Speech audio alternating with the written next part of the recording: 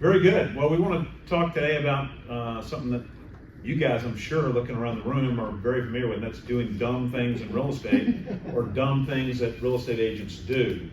Anybody here ever done a dumb thing in real estate? Other than me. So that means everybody here is in that category, so we're all in the club together. So I guess we'll start. Larry Sanders is not immune to doing dumb stuff by his own admission. Larry's going to help, and then Kevin, we all know Kevin. I mean, he's he's there. And then if you know me, I mean, I've really done some interesting stuff along the way. So we're going to we'll tell some stories that are going to be fairly entertaining, but we'll also talk about some things that are just moves and pitfalls that we've seen agents jump into or fall into, traps they've fallen into that have kept them from being successful. You know, not just dumb, like funny dumb, but like just people made mistakes in the progression of their business, and maybe you could walk away with a couple laughs as well as you know, a chance to maybe not fall into some of those same snares along the way and be able to skip those steps that could hold you back. Does that make sense? So why don't we start with, let's see, we'll start with Kevin. All right, well, I'd say just really starting off in the business, people who wait for their business card before they start making phone calls or really starting getting to work. Business cards don't do anything, really, at the end of the day, so make sure you really get out there and start making phone calls. I mean, it all comes down to doing the work, and a business card is not really gonna, you know, put you over the edge, or, you know, no one's gonna start sending you business because you gave them a business card. Kind of first thing. Yeah. And that really is a good segue for me into the point that I wanted to make. My mentor in the business is sitting in the back row, Mr. Mike Chenault. How about that? A guy who's never made any mistakes in real estate. But one of the things that Mike has always done, and whether it be real estate or really anything in his life, is Mike is quick. You ever heard the terms ready, aim, fire? You've heard that? Okay. Where do you think Mike spends most of his time in that sequence? Fire. Right? Fire. So can anything ever get done if you don't get to fire? No. What's the answer to that? No, nothing gets done. Yet I think so many people spend so much time ready, aim, fire. Like, oh, I want to wait. I haven't gone to the classes yet. I haven't got my business card. My license has not, you know, officially posted, or whatever it might be, or I've never done an open house, or all this kind of stuff. Ready, aim, fire. Well, if you don't get to fire pretty fast, more than likely, I mean, most of us didn't have a huge amount of money when we got in this business, and you're on the clock, and if you don't get the income coming, then you got to go back to work at McDonald's or wherever you came from in order to have some money, right? So firing sooner is better than firing later. Now, some of us are just not built like Mike, where Mike can just sort of go into a brand new thing and start firing, right? I mean, Mike's like the guy with the machine gun, and he's just laying it out there, right? And some of us aren't built that way, but some of us, I think, could move towards fire faster. So the dumb thing we do is just never sometimes getting to fire or not getting there fast. I'm fire away, Larry. I did this personally. I think one dumb thing agents do is they go part-time, but they claim to be full-time. And that's something that I did where I gave real estate a go for maybe 4 or 5 years. My habits were terrible. My consistency was terrible. And I took a full-time job. And I remember the excuse that I would use that I wasn't doing more real estate was that because I was doing really well at my next job. But at the end of the day, there's still stuff you can do every day to be a successful realtor. I just wrote down inevitably one or the other is going to take hold. There's only one full-time position. Yeah, that makes sense. Next thing I had on here is assuming you know what people are doing right now, and I'm not going to call them because they're at work. A lot of people still take phone calls while they're at work. A lot of people still talk and do other things while they're working. So don't let that hinder you on, like I said, firing. It's kind of a trial by fire business. If you don't go out there and actually do the work, you're never really going to learn anything. And then, you know, it's okay to leave a voicemail. They can call you back, shoot a text. Don't just do nothing just because you think somebody else is doing something. There you go. So I sold a house in Woodland Heights. You might know where Woodland Heights is. across the James River, sort of older homes, whatever, neighborhood. It's pretty cool, you know, sort of a neat place to live. Anyway, we were doing the home inspection. So I can't remember the whole story, but basically the seller wasn't there during the home inspection. Obviously the listing agent wasn't there during the home inspection, and the inspector got there to the home inspection before I did. And I had not, this is probably like the third or fourth inspection that I'd ever done, so I wasn't really sure exactly how the protocol went, but we'll go with whatever's going on. So I get there, and the inspector's doing his thing, so I'm like doing my thing, which is just like walking around looking at stuff, and there's, you know, the seller's dogs are there, and I'm playing with the dogs, and there's like 5 dogs, and I'm playing with them, and they're in the yard, and you know, and they're in the house, and whatever else. And so we finish up the inspection, and so the inspector leaves. Back then, you didn't get like a report or anything; they had to go back and type it up or something on the typewriter. Anyway, so I'm like thinking, well, gosh, what do I do as far as shutting this place up? So I'm like, well, you know, if these were my dogs, I'm not sure if they need to be in the yard or in the house or whatever, but I definitely would prefer, better safe than sorry, let's leave them in the house. Doesn't that make sense? So get all the dogs and get them in the house and shut the door, make sure they had water and everything. And so I leave, and then like a couple hours later, my pager goes off. And I guess we had to call the office or something, and I called the office, and the lady's like, man, somebody's pissed at you. I'm like, for what? She said they got home and they have all these dogs were in their house. I'm like, well, like, what was I supposed to do? I mean, I wanted to make sure their dogs didn't get away, so I left them in the house. So I called the person, and the guy's like, what in the hell's going on here? What's with these dogs? I'm like, well, I didn't want your dogs to get out and maybe get hit by a car or get lost. The guy's like, I don't own any dogs. So, anyway. Not even one was his? None. What bulbs did you use for the water? How many times have you been somewhere where there's 5 just random dogs? And they all wanted to open the door, they all ran inside. So I don't know what category of dumb stuff that is, but. Going off of that, don't sell houses with animals conveying. Had some llamas before stayed. Turned out they were really attached to their owners, and kind of kicked the bucket a week afterwards. And then the people don't really know what to do with the dead llama in their yard, so try to avoid that from here on out. I'm not sure if you encounter that a whole lot, but. Do you have a service where you do anything with like a llama undertaker or anything like that? No. So that was Maybe a side hustle for somebody here. Let's not have that.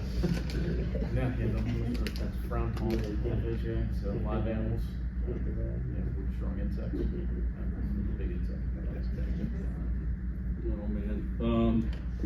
So I guess staying in line with the animals, it was early years of real estate. I was showing some houses to a first-time home buyer, and her parents were there, and you know, you never know if there's animals in a house or not. They don't always let you know, but I've learned over the years you need to have some kind of system, like you need to post up at that door, because I opened the door, my folks go wide in, and the mom left the door open, and I watched 2 of their cats haul ass out of the house. And in that moment, I don't know if y'all are quicker than I am, but I didn't know what to do. I'm like, okay, are these cats just gone for good, or am I supposed to go after these cats? Like, they didn't cover this in Powerhouse. I have no idea what to do. So I just started hauling ass trying to find the cats, and left my clients in the building. I found one of the cats. I did not find the other. And people they are attached to their pets. They held me very responsible for what I told them my clients did. So if you ever, you pop open a door, you make sure you're kind of running a little bit of interference, so you don't let anybody or anything out. And I don't even like cats. Sorry. What ended up happening? They found their neighbor found the other cat, and I did not get any referrals from that particular buyer or seller. Yeah, watch the pet. Sorry, back to some of the other things that I think some pitfalls you can fall into. So I wrote down, and this is sort of based on some of the stuff we worked with Center of Influence, is buckling down on your database tomorrow. Like, everybody knows Would any of you think that working your database or center of influence is a bad idea in real estate? I mean, is that going to hurt? And how many of us would say maybe we could click it up a few notches with our whole organization of our database and our database system? Okay, there's so many agents that I think when it's time to put your stuff in a box and walk out the door and go retire, that's probably the number one regret that they have, is that they didn't manage their past clients well, they didn't manage their center of influence as well as they could, and they were always going to do it tomorrow. You know what to do, right? I mean, you ever heard calls, notes, and pop-bys? You ever heard A, B, C, D, all that stuff? I mean, you sort of know what to do. It just, ultimately, what do you have to do? You got to do it. So thinking about that and always having that like, tomorrow, it doesn't get done tomorrow unless you decide to do it. Yeah, playing off of what Dean said, I had a client, and this just happened year before last. I'm very ashamed of this. I had a client that I thought was just on my side of the fence. Like you probably have had clients like this where you feel like, look, whether I call them 1 time or 15 times, the support's going to be the same. Like we're tight, right? Like there's nobody else out there that can do what I can do for this person, and that's not true. I think what happened was the conversations with this guy just kept getting longer and longer. And I was like, I'm over being on the phone with him. I don't want to keep calling him every few weeks and being on the phone for a damn hour. Well, this guy also ran a company. I think he had like 18 employees, and half of his sales force, he pushed them to buy homes in the area. And when he sold his business, he pushed them to list with his realtor to sell in the area. And none of those deals went to me because I told myself that an email or a text was as good as a phone call. And he was an old school guy. He wanted phone calls, and I lost that opportunity because I thought I was doing well enough, but I never bothered to investigate. Oh. See what happens in the daggone company. We don't pay the power bill. Sell some houses, y'all. Come on, man. Yeah, so just remember, sometimes an email or a text, it's a great thing to do, or a adequate substitute, and then sometimes only a phone call will do. Yeah. Give the people what they want, I guess, is a good, Yeah. Some people don't care, but I mean, in this situation, you had a guy that had depended upon and I guess really appreciated those phone calls along the way, and then you took that away from him. And he showed me, right? We were on the phone for 30, 45, 60 minutes. I don't imagine you stay on the phone with somebody like that and hate talking to him. So I kind of took away from him what he wanted, and it definitely cost me. Yeah, I would say just qualifying your database, especially in the very beginning. There's a lot of people that I spent probably a lot of time on, and then, friends, things like that, and then, their aunts in the business or somebody else, family member or something along those lines, where it's kind of like, hey, I've spent, some time, I've popped by them a few times, but I never asked them the actual question of, hey, am I the realtor that, you would plan on using or you refer? It turns out it was not, and then like I said, you look back, like, man, I spent time, energy, and money, effort going after these people that we're never going to send me business anyways. Yeah. I wrote down sort of quitting too soon. So in one way, like when you get into the business, a lot of agents will do things like they try to have a schedule, they try to have structure, they try to really spend the majority of their time in profitable activity, business generating activities. And they focus on that and they do it, and then maybe it's not working right away, and so they quit. Maybe they quit the business, but maybe they just quit and look for something else to get them success, and that's not good. There's that, if you've read the book Think and Grow Rich, any of you read that book? There's a story in there about a guy that buys a gold mine, and he's just plugging away back in the day when you didn't have machines. He's got a pickaxe or whatever, and he's just doing it. Finally, he says, screw this, and sells the mine to some yahoo for pennies on the dollar.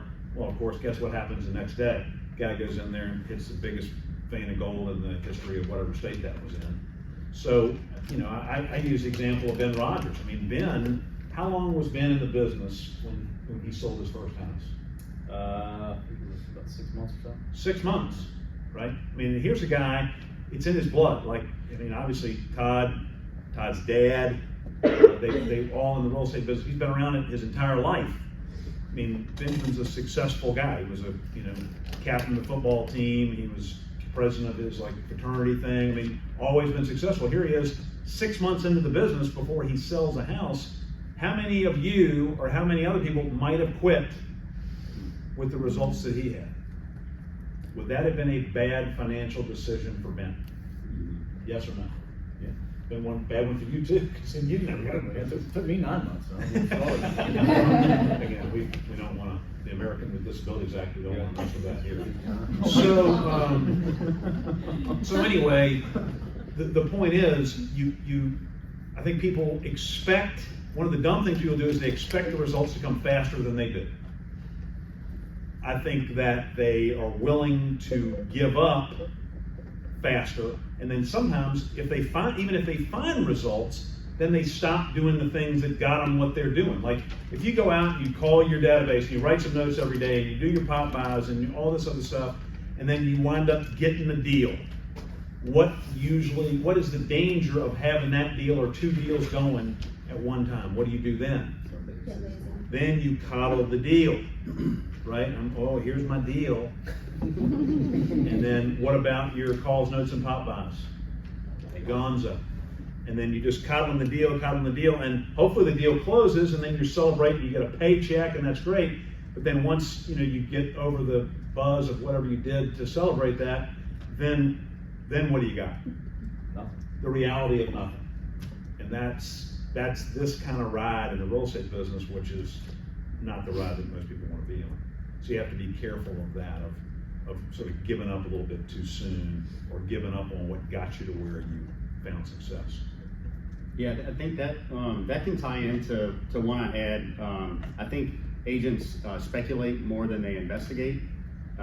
We like to write the end of stories as if we all have 50 years of experience, or like we've been doing it as long as Mike or Dean or something like that. But most of us don't have that kind of experience, and there's so much we haven't seen. But we love to talk about how a situation is going to go. For example, like if there's multiple offers, I've heard agents say, well, my client doesn't even want to be involved in that. Like, well, it sounds like you've written the rest of that story before you put anything on paper. Like, I would never do that for my clients, right? So maybe think about ways that you speculate. Could it be a home inspection, right? In a moment at a home inspection, it doesn't feel like it's going well, but if you back away from the 2.5 hours, you ended up with 3 real issues on the report, right? I think rates were a good example of that too. People were speculating that we were done, like doom and gloom. Same thing with the NAR suit, and we're still sitting in here today selling real estate. So I'm more in the investigation business than the speculation business. Yeah, I think that's very popular. How many times have you had an issue with a contract or a transaction, and you just in your mind assume the worst? The worst is going to happen. This phone call is going to be terrible to the seller.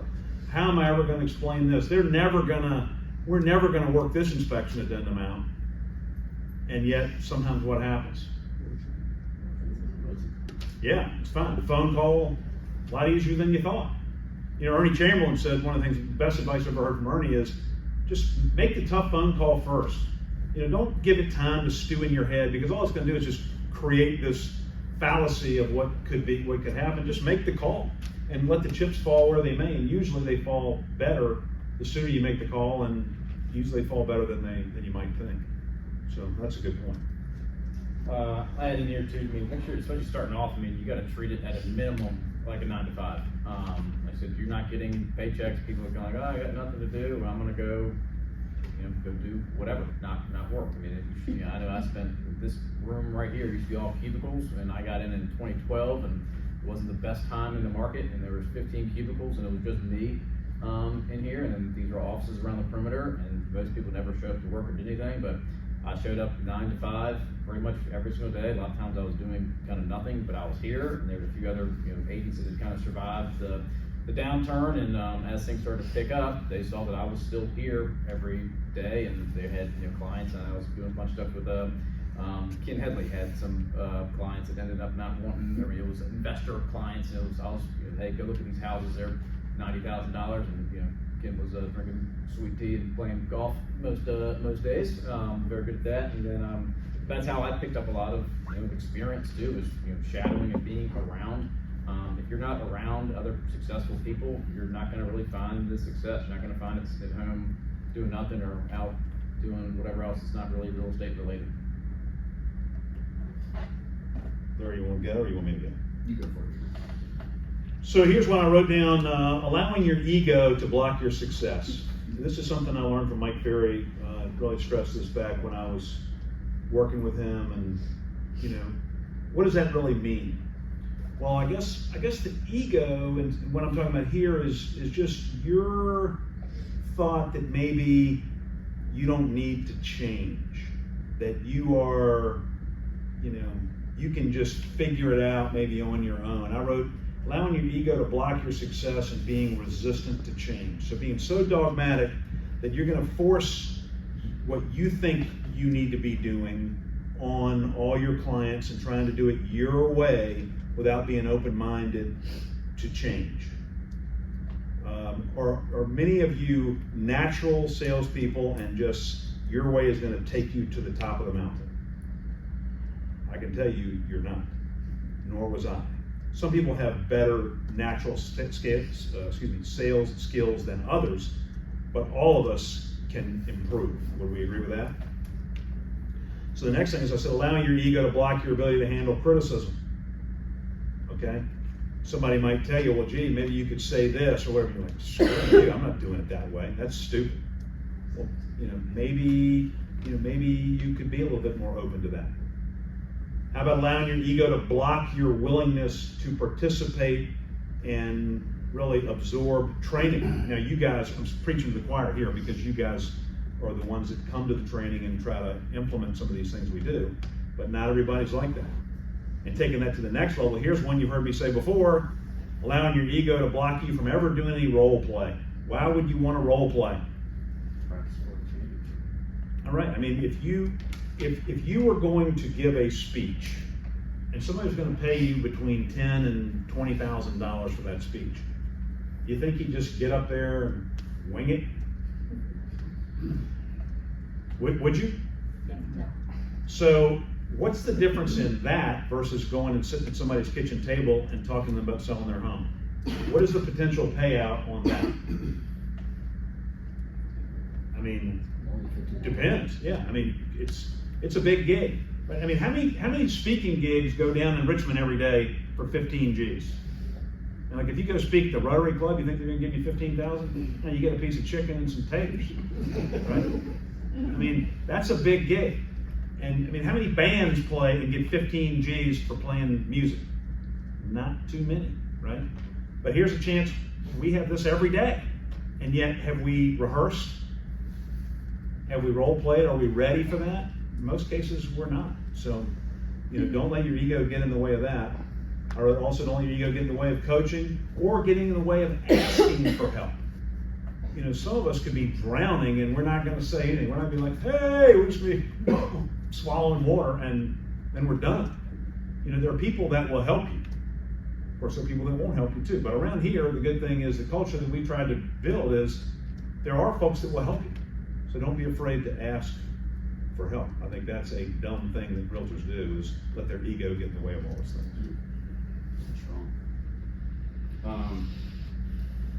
I think in the environment we're in right now, I think one dumb thing I see realtors do is not hold structured buyer consults with their buyers. The cool vantage point I have on this is I know dozens of agents that do it, and what the stats are from that. It's always positive results, and then I know how sporadic the results are of the people that meet maybe third-party location, try to meet somebody at their apartment or something like that. I think I know it's dumb to not have a buyer consult, because I'm a guy that would pile buyers in his car, show them dozens of homes. When I got in 07, 08, 09, you didn't show just one or two homes. It wasn't that kind of environment. Most days we were showing, maybe 8, 10, 12 houses, because there was so much inventory back then.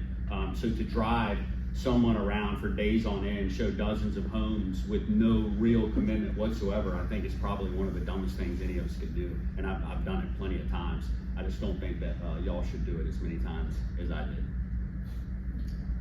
let me tell a little story off of that. So, before Larry was driving people around that were unqualified, I got a call one day and people wanted me to show them a house, and I'm eager beaver. I'm like, heck yeah, we'll do it. So I'm like, you want to meet there? Like, no, could you pick us up? Sure, can. So I had a Suburban. I go and pick them up, and I remember when they got in my car, they're like, we like your van.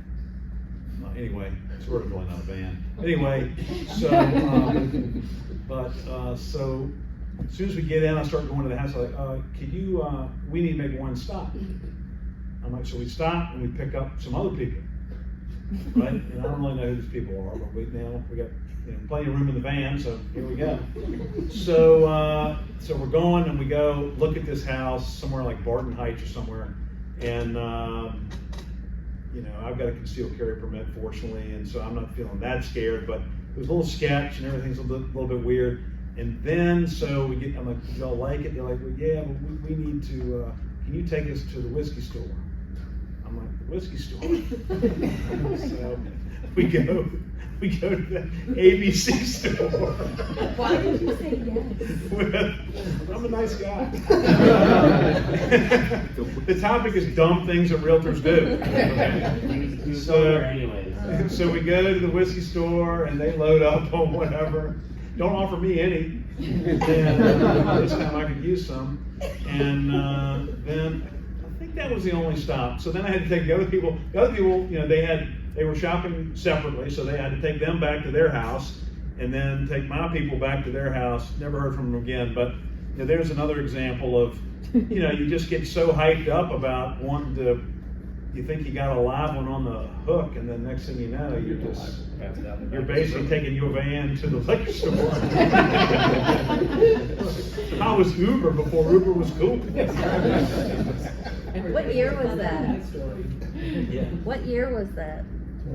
That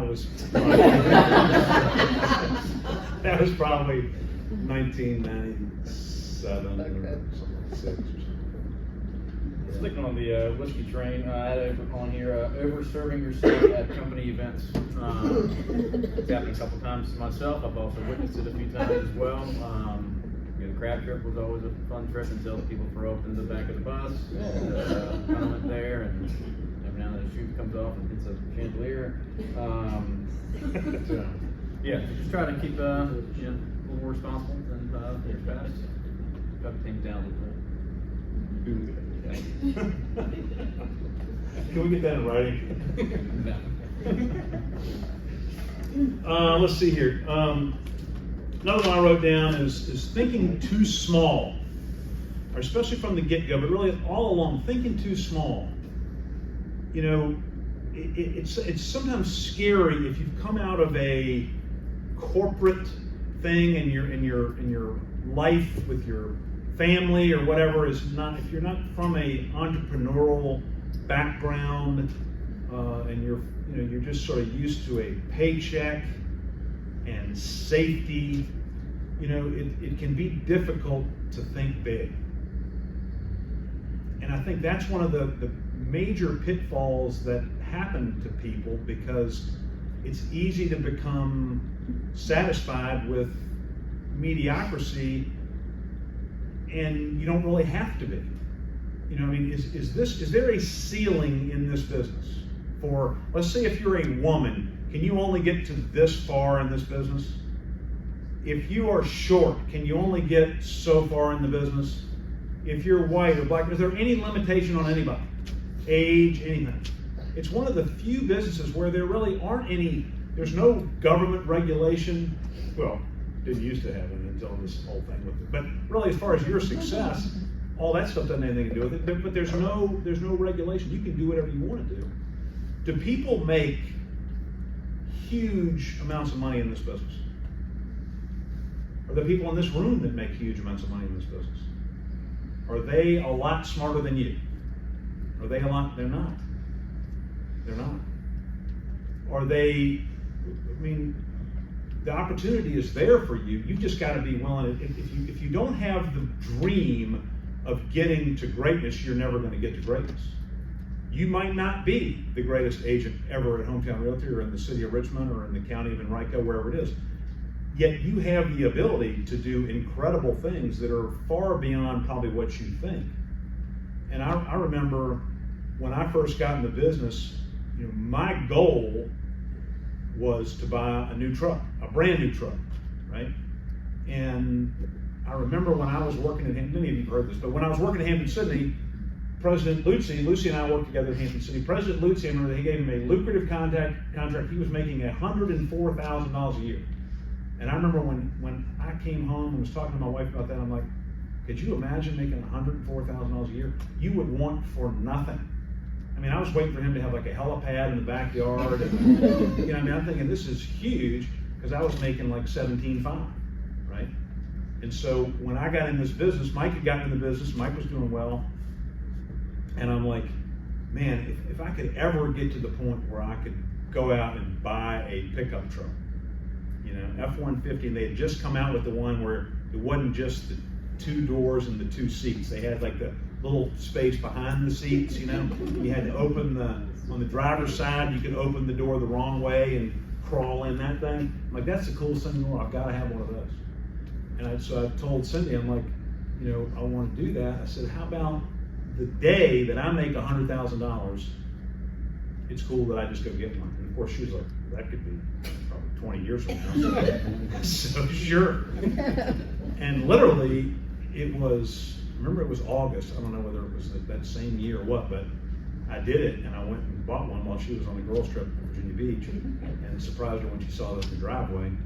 But that, and yet that still was thinking small, and I think if you look at Mike, Mike never sees a barrier. Like it's, when he started Hometown Realty, I think Mike saw this, where everybody else is like, you can't, Hometown Realty, what are you going to have? Like you and your mom and your brother are going to be there, like hanging out in the office.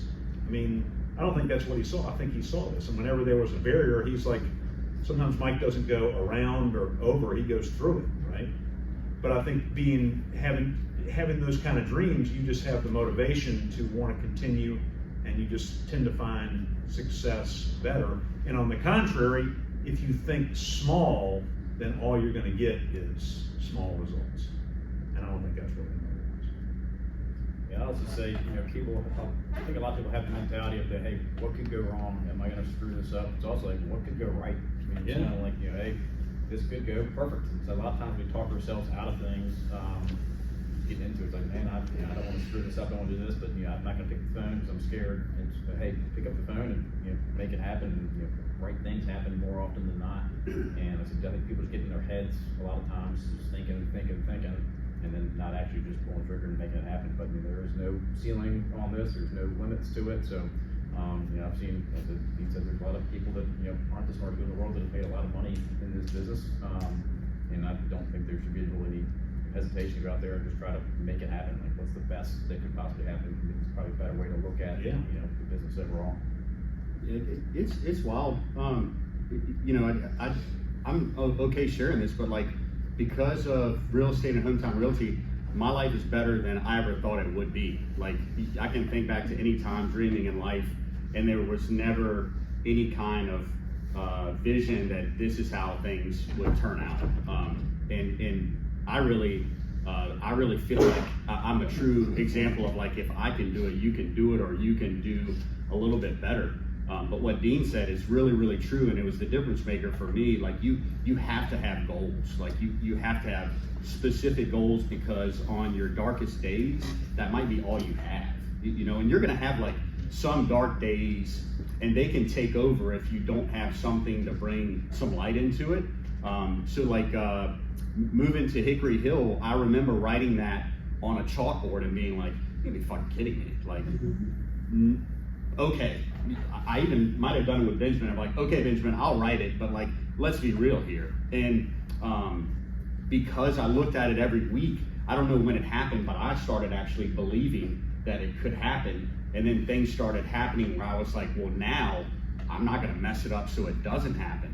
But if you don't have any goals, and if you don't have them front and center, I know that's corny, right? To like have them on a post-it note on your mirror or have them on your desk. But if you don't have them front and center, very similar to your pipeline, it's really, really hard to fight off those dark days when they creep in. I like to greet those dark days like an old friend. Like, I knew you'd be back, but this time I'm ready for you. You know, and typically they move on out a little faster if you got a plan.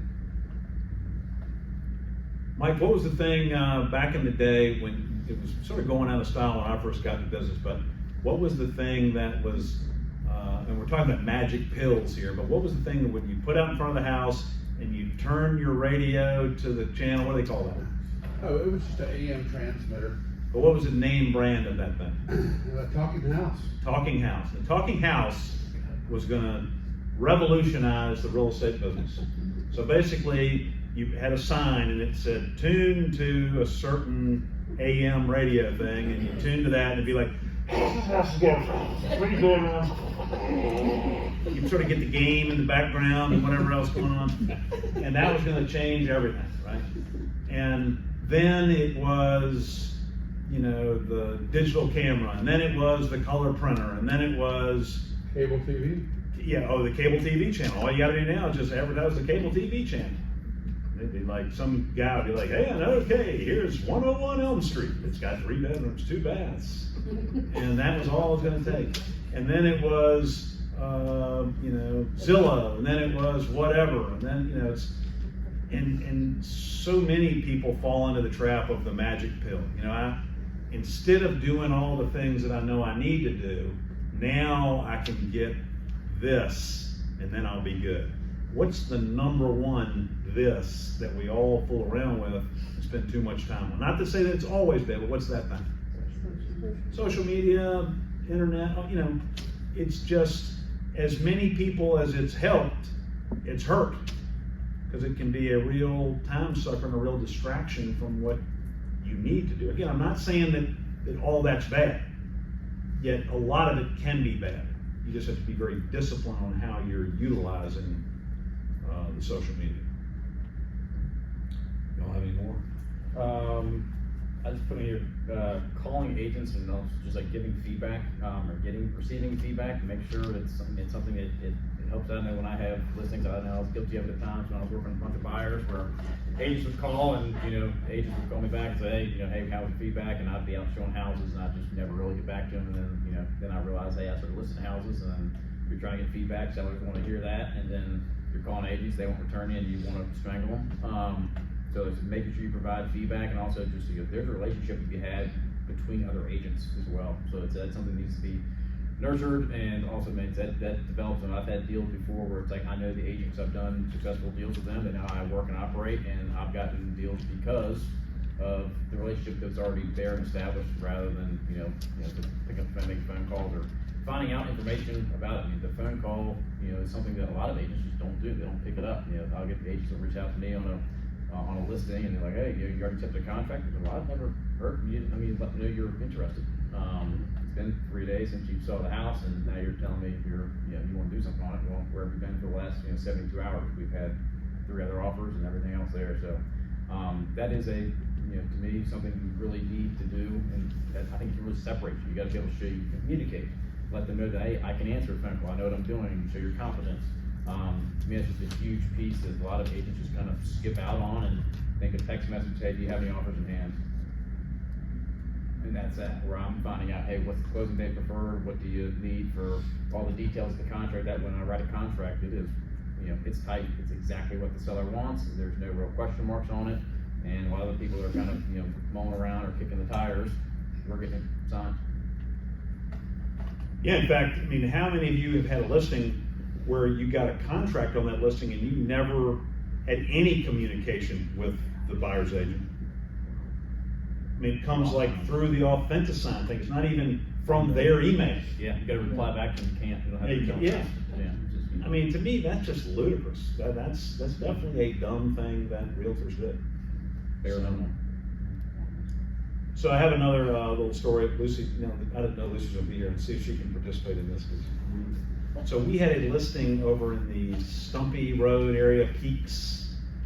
Remember the guy was British? Oh, yeah, I know where you are. So this would be sort of like, listen to the feedback. Can you tell where we're going? You want to finish the story?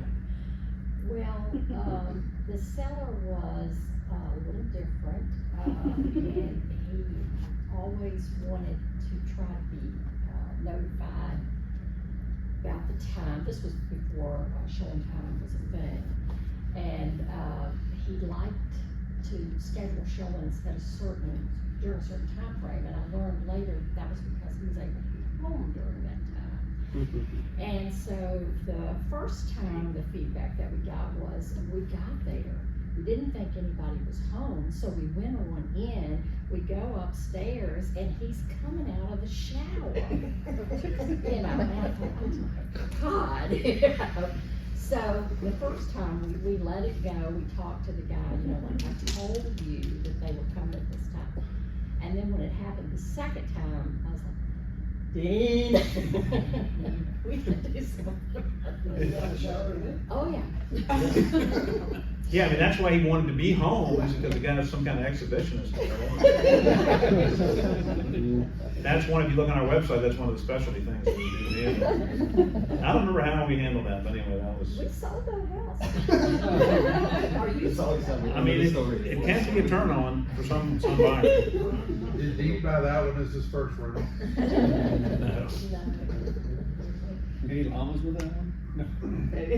Kangaroo.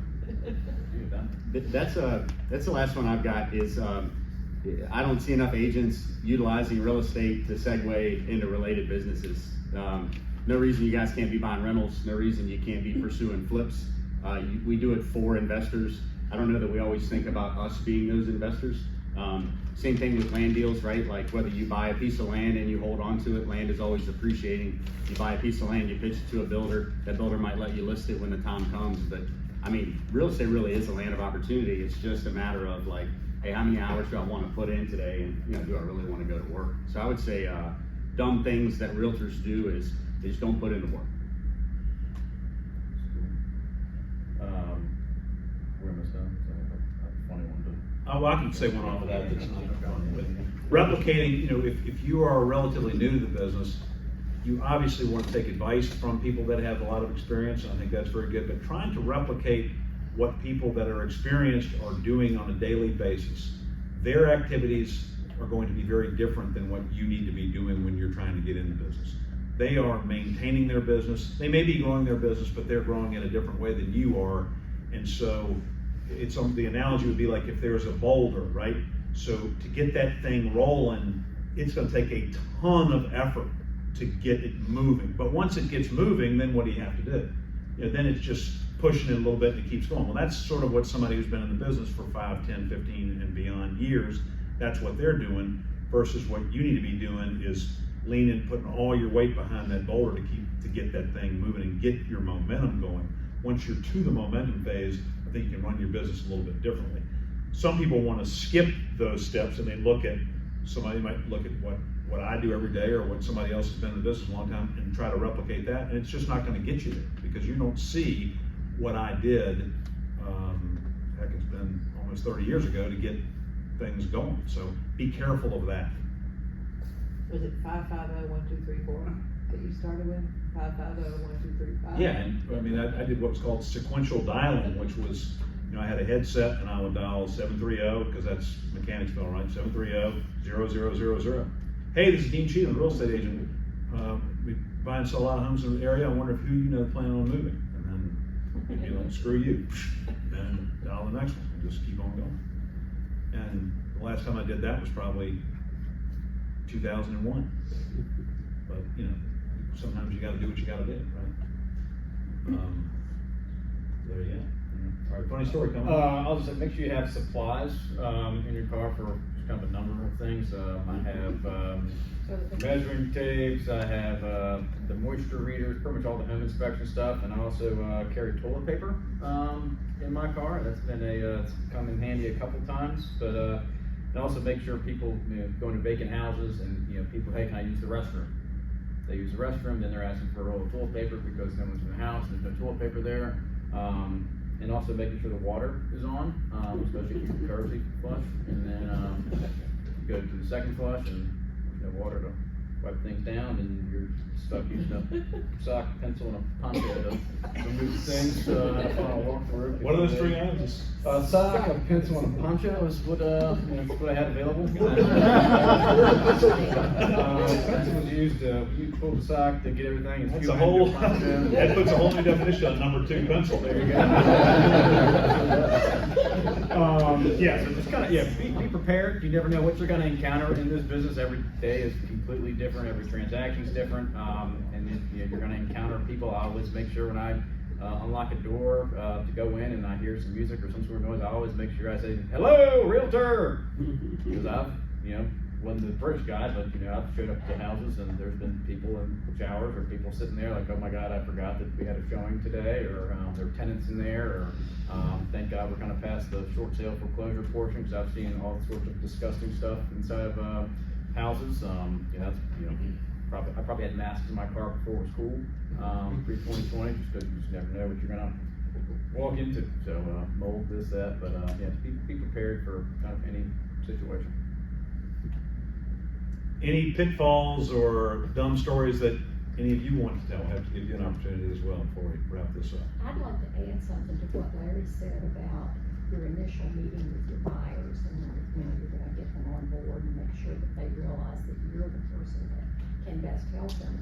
But I think if you're new to the business and maybe you haven't had this happen to you before, you really need to drive home the point that if you find something that wasn't in the portal that I sent you, you found it on Zillow, or you think there's this new construction area and I'm just gonna ride over there Sunday and see what I see. And then before you know it, they have met with the builder doesn't have them registered with you, and you're out of commission, or you have to fight for that commission. So just make absolutely certain that the buyers know that you can help them with anything that they find other than what's just in the portal that you send them. Yeah, assuming that they know how the game is played is the dumb thing that realtors do. Exactly. Mike? Yeah, it might not be in the same line, but the number one thing that I regret, and I feel like everybody in this room will when I say this, everybody knows to duplicate their clients. And back when I was a better realtor, had a little more oomph, if I liked somebody and sold them a house and thought, mostly buyers, right? So you saw a buyer in the house, and I thought, hey, they liked me, I liked working with them, I would do a cookout for them in their backyard, and I would say, "Hey Josh, I really enjoyed working for you, glad everything worked out. How about we have a party, like an open house party, and I know you're probably not comfortable telling all your friends," because that's a lot of first time home buyers, telling all your friends what you need. I'd like to make a list of some things y'all might want. You give me your friends' names and numbers, I'll organize it. I'll bring the blank, and I'll get them to bring some other stuff, and we'll have a little housewarming party for you. And when I did that, the problem was I would do it, and I would always cook pork. So Saturday would be an all-day event, and it would end up being a 10-hour deal. I'm just telling you, you just did short little housewarming parties for all the people you sell houses to, get to know their friends, they all put an arm around you, you put an arm around them. That's how you duplicate your clients and quadruple your business. And if you did one a month, and if you had been doing one a month, none of you would be here. If I'd have been doing one a month, God knows where I'd be. Because if you do one of those,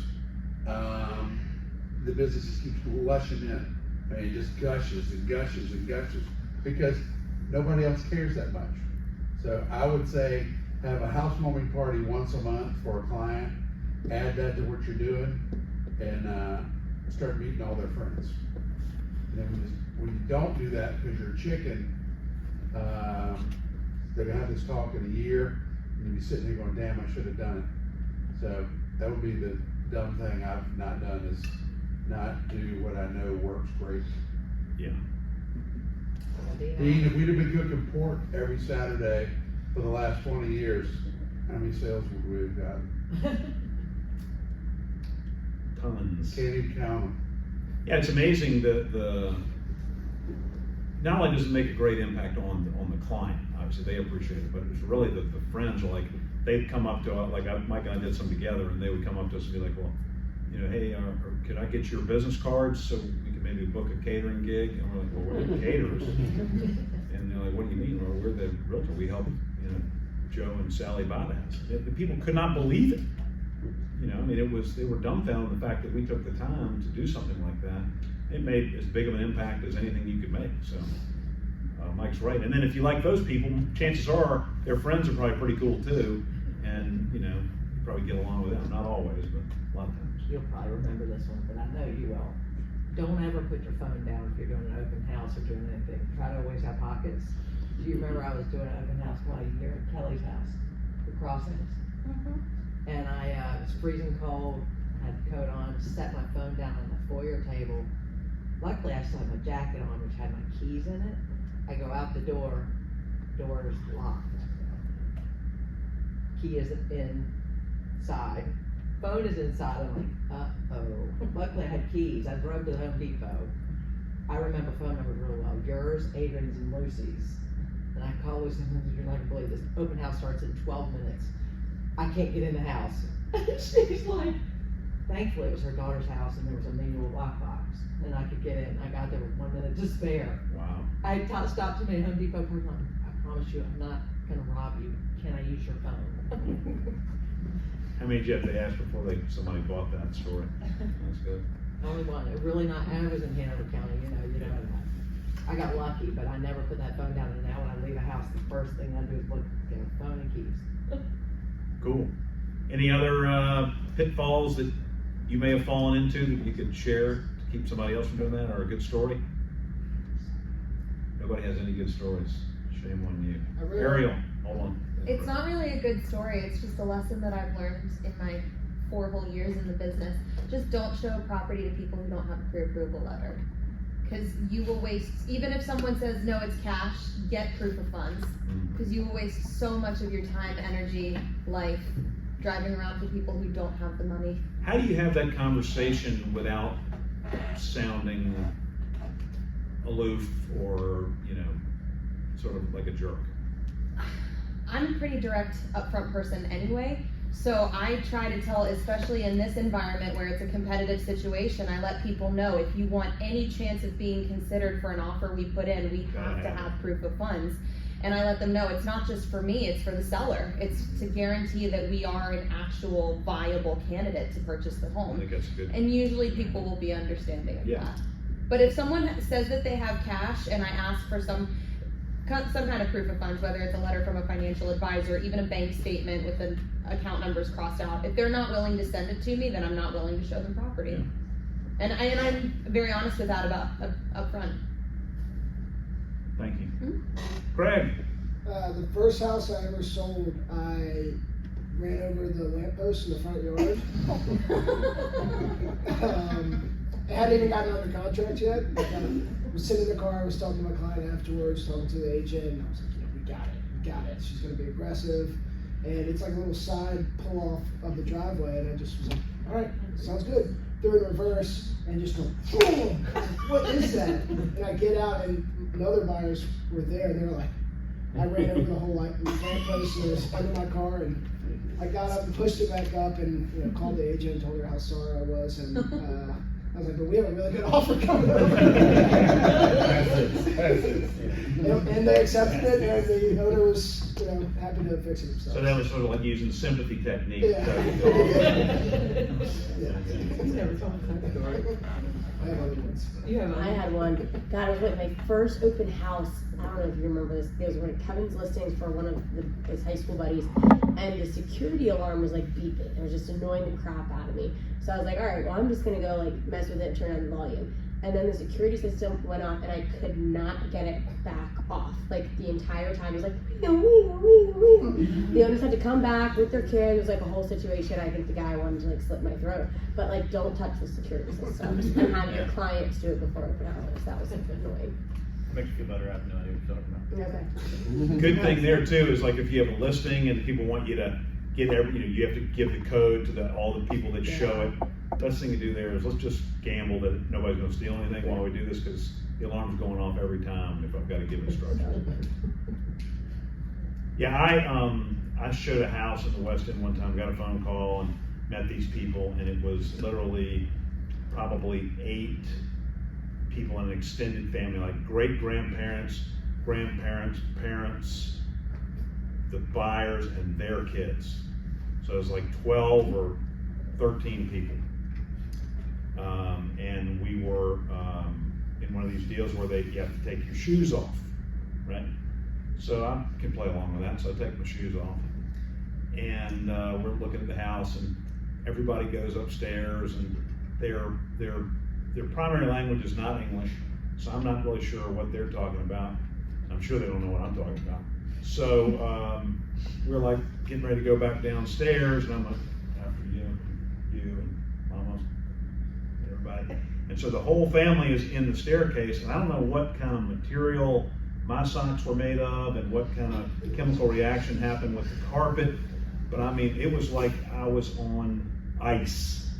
And as soon as I hit the top step, my feet flew up, and I am coming down, and Mama San, Papa San, everybody's right in front of me, and we wound up in a pile at the bottom of the stairs. And for whatever reason, I can't stop laughing. And even though I'm the only one laughing, I cannot stop laughing. And they were horrified, and I never saw them again. Moral of that story, be careful. If you got one of these deals where you got to take off your shoes, be careful. Wear some skies on the side. Something, yeah. The hospital kind with the rubber bottoms on them. Okay, anything from you guys? Good to go. All right, hope you enjoyed that. Hope you maybe picked up some tips. Thank you very much. And what's our next class? Do we know? Tommy, next week, right? Next week, showings 101. Yeah. How do you show a house, basically? With your shoes on. That's it. Show us with your shoes on next week. All right, thank you guys.